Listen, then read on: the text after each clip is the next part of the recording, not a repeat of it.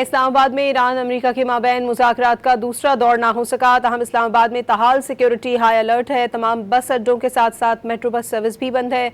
इस पर क्या सूरत हाल है, जानते हैं रॉ न्यूज़ के नुमाइंदे ताहिर नसीर से। जी ताहिर, बताइएगा।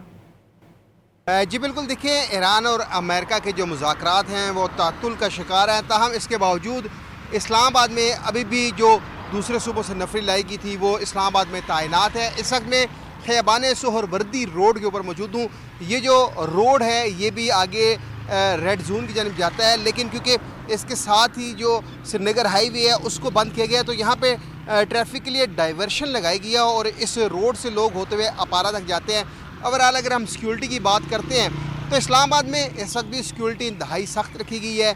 रेड जोन जाने वाले तमाम रास्तों को ब्लॉक किया गया है क्योंकि इस मरतबा रेड जोन में तोसी की गई है। यहाँ पे जो ब्लू एरिया फजल हक रोड है खैबर प्लाजा से, वहाँ पे उसको कॉर्डन ऑफ किया गया है और सील किया गया है और वहाँ से पार्लियामेंट हाउस हो गया, रेड जोन जाने वाले तमाम रास्तों को ब्लॉक किया गया है।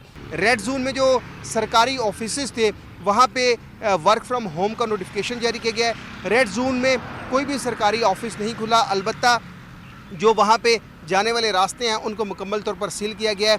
जो लारी अड्डे हैं स्पेशली, क्योंकि जो मुसाफिर जो है बैनुल अज़लाई ट्रांसपोर्ट इस्तेमाल करते हैं उनको भी शदीद दिक्कत का सामना है। जुज़वी तौर पर ट्रांसपोर्ट अड्डे भी खोले गए हैं। तमाम ट्रैफिक की रवानी भी रवां दवा है।